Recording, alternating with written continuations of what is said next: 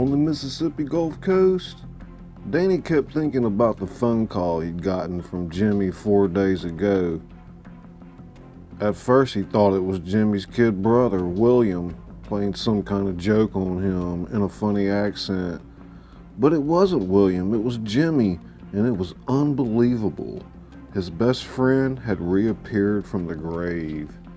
He remembered that Jimmy, upon finding out he was free, let out the purest, happiest laugh Danny had ever heard. After all of these years, Jimmy Dempsey was alive. The son of a bitch had faked his death, fooled everybody. That was the problem. Everyone was so sure that Jimmy had jumped to his death. The clincher for Jimmy's mother was that he never called home. Danny remembered telling Mrs. Dempsey to hope for the best. The Coast Guard didn't find his body. At first she'd hung on, but as time had passed, she accepted her son's fate. What on God's green earth would she say when she found out that her son was alive? As Danny refocused his mind, he tried to imagine what Jimmy's life had been like in Holland.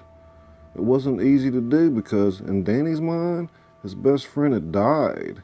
But here was Jimmy alive and kicking and now living under an alias. Hunt now, just plain old Hunt. What the fuck kind of name was that anyway? Hunt. It sounds like an assassin or something. I know you pulled some crazy shit back in the day, but this shit takes the cake.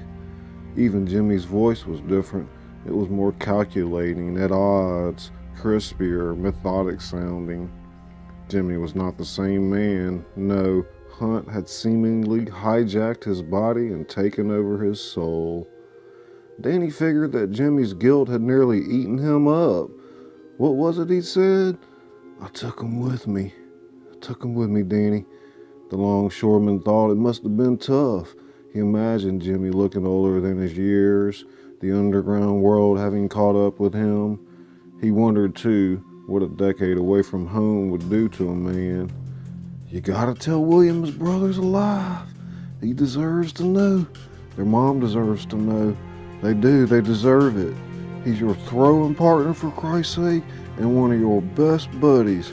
Hell, y'all tell each other everything. Besides, William's a grown man now, and he'll know how to break the news to his mother.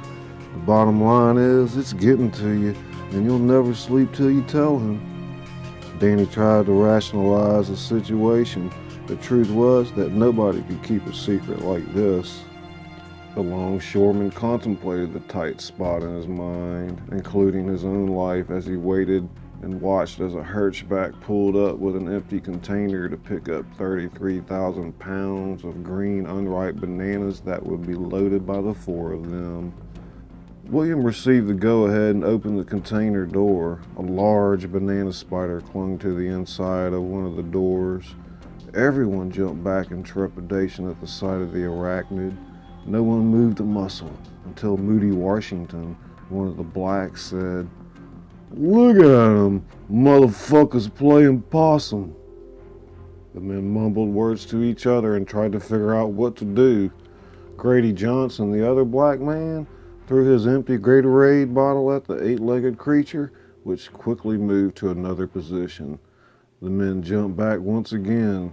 Seeing this predicament, the spider leapt to the ground and found a safe haven under one of the rig's tires. "These ain't supposed to be live when they get her," Moody Washington said to the men. Danny cut in. "Sometimes them containers get air in them. That's the only way they'll live like that." He spat tobacco juice on the ground. "One time we had a banana snake on our hands. Motherfucker came out hissing and squirming all over the place. Now those you gotta watch out for, sorry sons of bitches. If you get bit by one of them, you better get to the hospital quick, or you'll start foaming at the mouth and all kinds of shit." The black men grimaced at Danny's rendition of such a situation. They were behemoths, and it was strange to see them cower at such thoughts. Hard work was their life, and they were as strong as oxen. Yet, this kind of talk scared them shitless. Danny went on with his bullshit. "Them natives work 16 hours a day, in scorching heat too. They're around them all the time. Check this shit out. They work for 30 cents an hour. You think we got it bad? Shit, you ought to go down to South America and work. At least here we're making $15 a load. Down there, they're busting their humps for beans. Oh, bullshit, man, Moody Washington cried. Danny, you used to be crazy in the motherfucker. Ain't no fucking ways they'd be working for that weak-ass shit. I gots to make groceries with 30 cents. You's got to be's out your mind. Danny stopped Moody in his tracks. Don't believe it? Go ask Pops yourself. Moody Washington quickly decided otherwise. You's reckon your Pops be's back later? Tell us we got another load? The black man had enough of the dangers of the port of one day. Ain't no telling, Danny shot back. He would mess with Moody now. I heard the old man rambling on about a bunch of Hirschbacks coming in late. The longshoreman rotated his torso, handling the boxes with ease. Danny had refined his technique for throwing that required little energy. With a movement much like a robot, he pulled the boxes from their stacks and hurled them onto the conveyor belt, where they rode down the line to the black men. Whoa, Grady Johnson roared. We's got a mess again. Then he looked up and saw that 2 stacks of boxes had tumbled. He flicked off the lever, causing the procession of boxes to stop. While the men cleaned up, Danny saw an opportunity to tell William the news. He said, I need to talk to you about something, William, and it's pretty serious. Sure, what's up, buddy? Well, heck, I really don't know how I'm supposed to tell you. Oh, shoot, man, just go ahead. Can't be all that bad. Danny sucked in a lungful of air, then exhaled fervently. I'm gonna tell you something, but you gotta promise me you won't tell your mama. All right, William said. Spit it out, brother man. Okay, Danny said. Here it goes. Your brother's alive. 10 minutes later, William was still in shock. He said, I just can't believe it. We buried Jimmy, you know. I know. I can't believe it either. I've been fighting this shit in my head all week. Fucking crazier than hell, ain't it? And he's calling himself Hunt now. He had to change his name. William was at a loss for words. He had a brother out there, perhaps in need, an innocent man, too. He tried to imagine what would have gone through Jimmy's mind when Danny had told him that he had been absolved of the murder. It must have been crazy, William thought, like getting off of death row or something. On the other hand, there was the bitter side to it. Jimmy, in their minds, had perished. Jimmy must have known this, known that they had told tales of how he plunged into the bay. It was a legitimate question. Could Jimmy really expect to return from the grave and walk back into their lives with no consequence for his actions? People had been hurt, things had changed. Mama was older now, she might not be able to handle it. He and his mother had been alone for a lot of years. Mama damn near went crazy, he remembered. I just can't believe it, William said for the umpteenth time. Tell me about it. It was like hearing a ghost at first, Danny said, seeing that the black men were ready to go. He started the conveyor belt. About halfway through the load in the truck, Danny could see that William was deep in thought about his brother.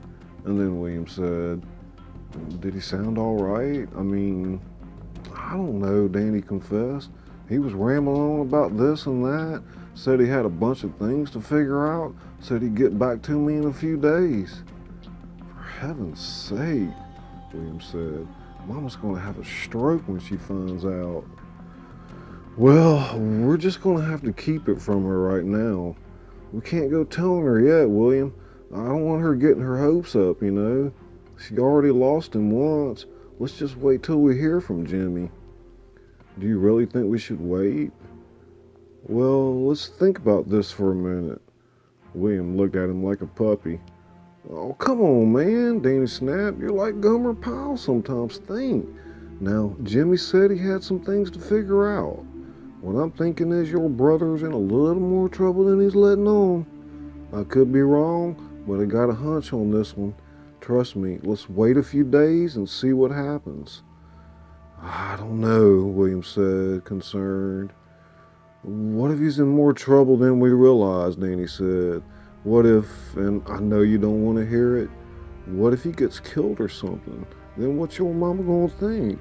No, I say we wait. At the end of the day, Danny led William over to an isolated water cooler. I don't know, Danny. If Mama finds out I'm keeping it from her, she might not ever forgive me. Just hold off. I think we'd be making a big mistake. Somberly, William added, all these years, I tried not to think about him. He was the brother I'd never really gotten to know. But you know what? Danny cocked his head to the side.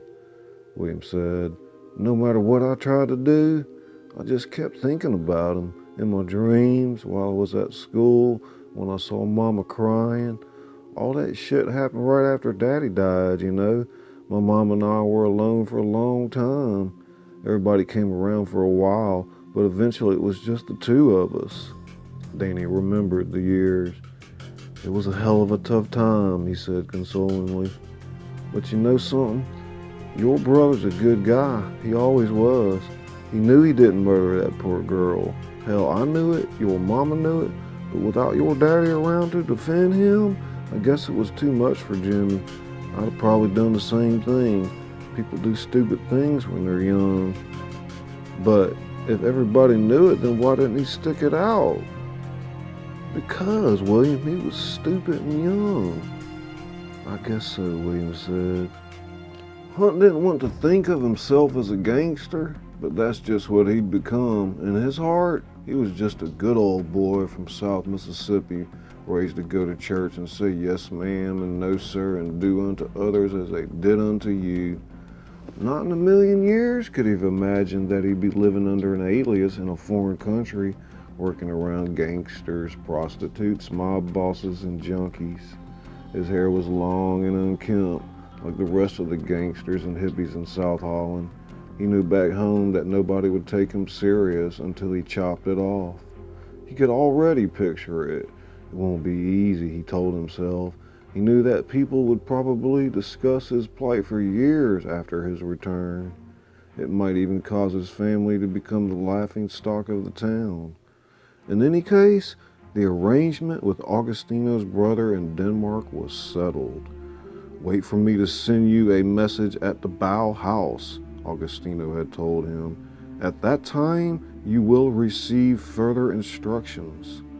Hunt told the Mozambican he was grateful for their friendship, which came the wise man's reply. Thanks are unnecessary. I felt like I didn't have anywhere else to go, Hunt said. And then I kept thinking about your brother and all those stories you used to tell me. With his chocolate eyes, Augustino looked at Hunt with the air of great friendship. He said, there was a time, my friend, when I was in your situation and somebody helped me. I just don't know about Rucker anymore. He may be too far gone. Augustino listened intently. Rumor has it he is smoking the coke. Well, if it's true, Jimmy felt nauseous. Man, I just can't believe it. He has the eyes of a junkie, said Augustino. It is a huge risk to help him, period. Hunt raised his eyebrows and gave a half smirk. I guess I keep thinking, in my head, there's something, some way I can get through to him, save him. The old man replied sagaciously, you cannot save the world, Hunt, yet I cannot make the decision for you. Inevitably, it is a matter of time before Constantine finds out about the deal. He may even think that you killed Ivar Van Lowy, and for that matter, Jenny Visser. And then there is always the possibility that Rucker may remain loyal to Constantine. Hunt said to himself. Just what I thought. I still gotta give Rucker a chance, though. He's been good to me. He helped me. He taught me everything. And that is the good news, said the Mozambican. The bad news is, if Constantine gets wind that you are even remotely involved with any of this, he will take you out like there is no tomorrow. Hunt pictured Yari doing the job, sneaking up on him out of a dark corner or from a secluded alley, blowing his brains out, or worse yet, getting beaten to death with those damn brass knuckles. He could already see the headlines of the article in the stem. Man attacked and beaten to death, said to be American. Or maybe nobody would ever know. Maybe he'd end up at the bottom of the North Sea, cement boots and all. That'd be better than getting fed to Constantine's pigs, he thought. Although things were moving fast and he had little time to think about it, his relationship with Hannah hung in the balance. On the one side, he loved her more than anything in the world. The question was, did she feel the same? He could be wasting his time for all he knew. No, he wanted to believe that it wasn't over with her. But there again, if something terrible happened to Hannah because of all this, he'd never forgive himself. Never. The more he thought about it, the more Hunt realized something. It might even be too late for that. If they were on to him, they might eventually take his woman. That was the other side. He was now seeing what 5 million guilders did to a person. Hunt handed Augustino a rolled up wad of bills. Here, take this in case you have any problems. Augustino handed the money back. No, you have helped me enough already. Hunt shook his head and said, just take the fucking money.